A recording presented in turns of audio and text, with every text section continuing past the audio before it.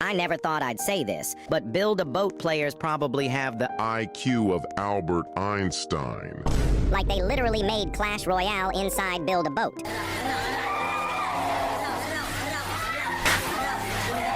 Like, how do you make a game inside a game that's already inside a game? What's even crazier is that someone built an entire working laptop inside Build-A-Boat.